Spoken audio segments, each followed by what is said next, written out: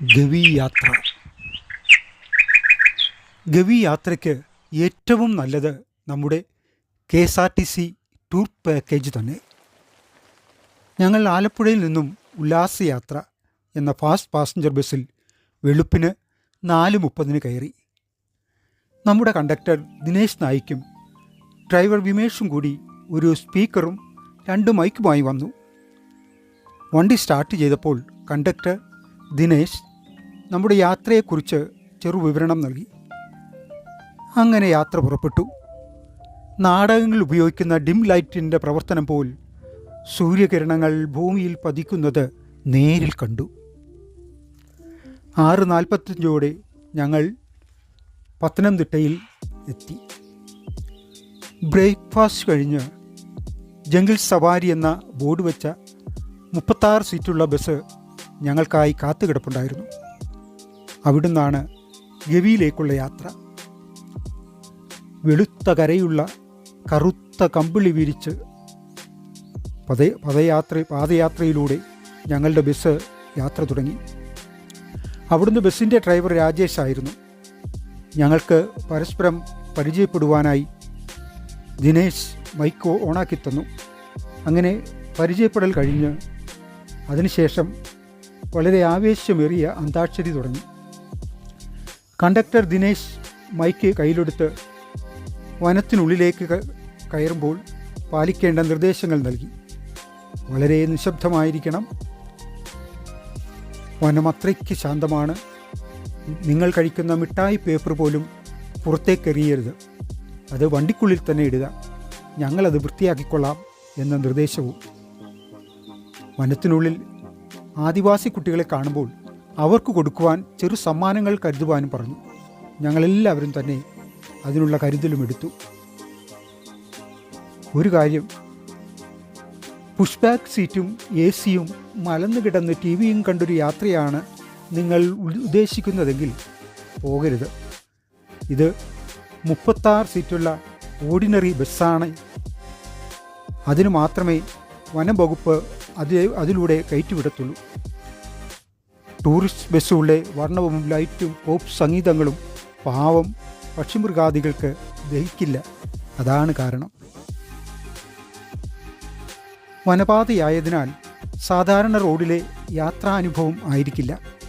ആയതിനാൽ കഴിവതും ചെറിയ വാഹനങ്ങൾ ഒഴിവാക്കുക. വഴി നീളെ ആനപ്പിണ്ടം കണ്ടു. ആനക്കൂട്ടങ്ങളെ ദൂരത്തായി കാണുകയും ഉണ്ടായി. 2 ഡ്രൈവർമാരും കണ്ടക്ടറും ഞങ്ങൾക്ക് നല്ലൊരു ഗൈഡായിരുന്നു. യാത്രക്കാരിൽ ആരെങ്കിലും പക്ഷികളെയോ മൃഗങ്ങളെയോ കണ്ടാൽ ഉടൻ ബസ് നിർത്തി റിവേഴ്സ് എടുത്ത് ബസ്സിലെ യാത്രക്കാരെ മുഴുവൻ കാണിക്കും. 3 പേരും അതിൻ്റെ വിവരണങ്ങളും. ആങ്ങാമൂഴിയിൽ നിന്ന് വനമേഖലയിലേക്ക് പ്രവേശിക്കുന്നതോടെ തന്നെ കാലാവസ്ഥയും കാഴ്ചകളും വന്യമായി തുടങ്ങും. ഗജവീരന്മാർ ചവിട്ടിമതിച്ച കുറ്റിക്കാടുകൾ, നാരകവും കുന്തിരിക്കവും പേരയും മറ്റനേകം കാട്ടുമരങ്ങൾ ചേർന്നൊഴുക്കുന്ന കാടിൻ്റെ സുഗന്ധം. അങ്ങനെ കാട് തൊട്ടറിഞ്ഞ് 70-ലധികം കിലോമീറ്റർ ആനവണ്ടിയിലൊരു യാത്ര. കിളികളുടെ കളകള ശബ്ദവും കാനന ഭംഗിയും ആസ്വദിച്ച് യാത്ര തുടർന്നു. പെട്ടെന്ന് കണ്ടക്ടർ ബസ് നിർത്താൻ പറഞ്ഞു. രാജേഷ് ബസ് റിവേഴ്സ് എടുത്തു. ആ കാണുന്നതാണ് കൽത്താമര. ഒരു കുഞ്ഞു പൂവ് കാണിച്ചു. കൽത്താമര മുത്തുപോലെ വെണ്ണക്കൽ പ്രതിമ പോലെ കുളിക്കാനിറങ്ങിയ പെണ്ണേ, നിന്റെ കൂടെ ഞാനും വന്നോട്ടേ എന്ന സിനിമാ ഗാനം ഓർത്തുപോയി. കൽത്താമര കവിഭാവനയായിരിക്കും എന്നാണ് ഞാൻ കരുതിയിരുന്നത്.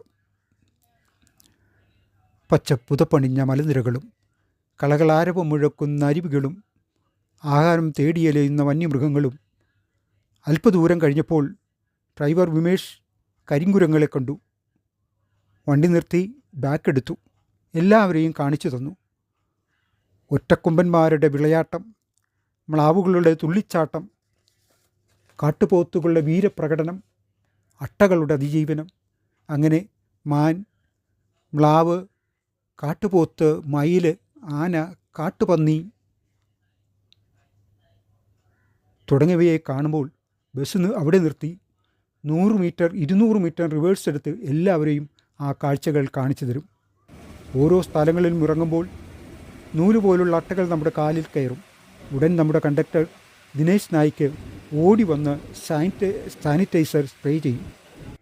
ഇത്രയും നല്ല നമ്മുടെ KSRTC ജീവനക്കാരെ ഞാൻ അടുത്തറിയുന്നത് ഇവരിലൂടെയാണ്. കണ്ണിനും മനസ്സിനും കുളിരേകുന്ന കാഴ്ച. ശുദ്ധവായു ശ്വസിച്ചുകൊണ്ടൊരു 5.5 മണിക്കൂർ.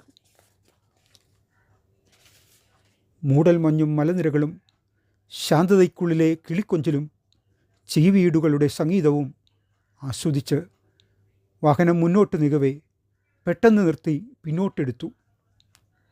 ബൈബിളിൽ നോഹയുടെ പെട്ടകം ഉണ്ടാക്കാൻ ഉപയോഗിച്ച ഓഫിർ മരം കാണിച്ചു തന്നു. ഈ തടി വെള്ളത്തിൽ പൊങ്ങിക്കിടക്കുമത്രേ, ദിനേശ് പറഞ്ഞു. KCBയുടെ 8 ഡാമുകളുണ്ട് ഈ കാട്ടുപാതയോരങ്ങളിൽ. അതിൽ 5 നമുക്ക് കാണുവാൻ കഴിയും. മൂഴിയാർ, കക്കി, ആനത്തോട്, കൊച്ചുപമ്പ, ഗവി എന്നീ ഡാമുകളാണ്. ഡാമുകളിൽ നിന്നും ഡാമുകളിലേക്ക് വലിയ പൈപ്പുകൾ. ബ്രിട്ടീഷുകാർ പണി കഴിപ്പിച്ചത്. ഇന്നും ഒരു കുഴപ്പവുമില്ലാതെ, യന്ത്ര സംവിധാനമില്ലാതെ മാൻ പവർ ഉപയോഗിച്ച് നിർമ്മിച്ച ഡാമുകളും പൈപ്പ് ലൈനുകളും. ഇത്ര മനോഹരമാണ് ഈ പ്രപഞ്ചവും കാനന ഭംഗിയും എന്ന് മനതാരിൽ ചെപ്പിലിട്ട് ആനന്ദിച്ചു. മുളം കാടുകൾ കണ്ടപ്പോൾ എൻ്റെ ഒരു കവിതയുടെ ശകലം മനസ്സിലേക്ക് ഓടി വന്നു. കരിവണ്ടുകൾ സുഷിരമിട്ടു കൂടുകൂട്ടി മുളം കാട്ടിൽ കാറ്റു വന്നു വീശിയത് മുരളീഗാനം. കളകൂജനമേറ്റുപാടി കുഞ്ഞാറ്റ കിളി നാട്ടിൽ പാടി മർത്യർ സ്വരസ്ഥാനമേകി സരിഗമ പദനീ.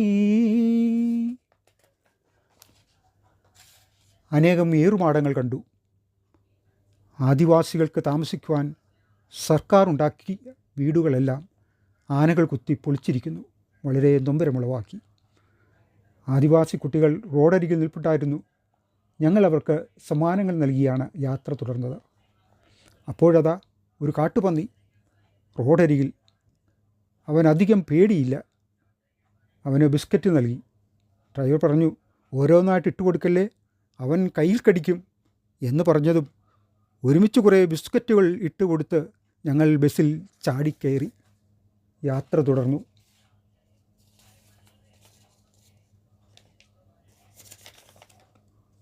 ഉച്ചയോടെ കക്കി ഡാമിലെത്തി.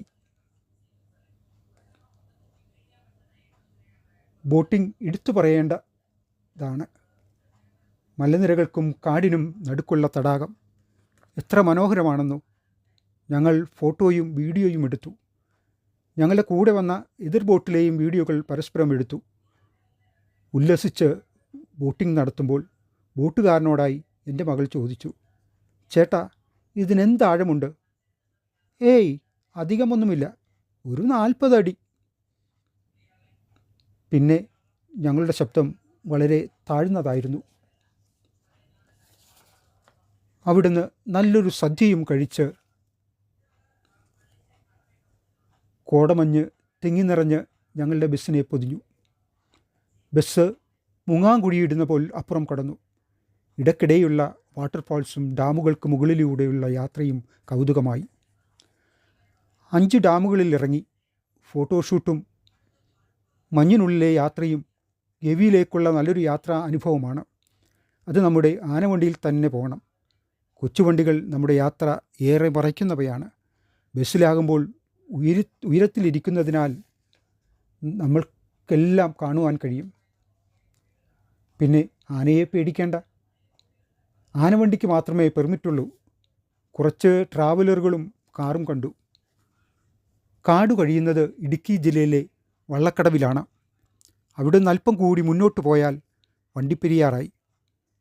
തേയിലത്തോട്ടങ്ങൾ നിറഞ്ഞ കൊച്ചു ഗ്രാമം. എന്തു ഭംഗിയാണ്! അവിടുന്ന് പരുന്തുംപാറയിൽ അവിടെ എത്തിയതും ഞാൻ കിടുകിടാ വിറച്ചുപോയി.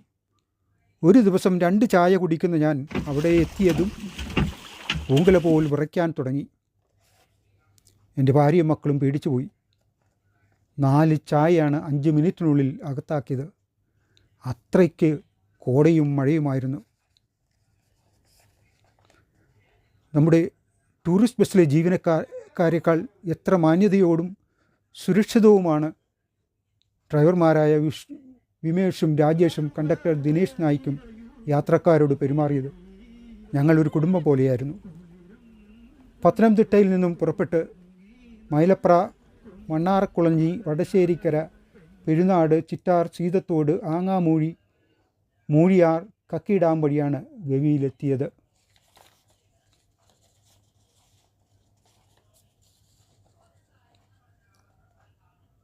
പരുന്തുംപാറയിൽ നിന്നും തിരിച്ചിറങ്ങി പത്തനംതിട്ട വഴി രാത്രി 10:30 ഞങ്ങൾ ആലപ്പുഴയിലെത്തി. നന്ദി, നമസ്കാരം.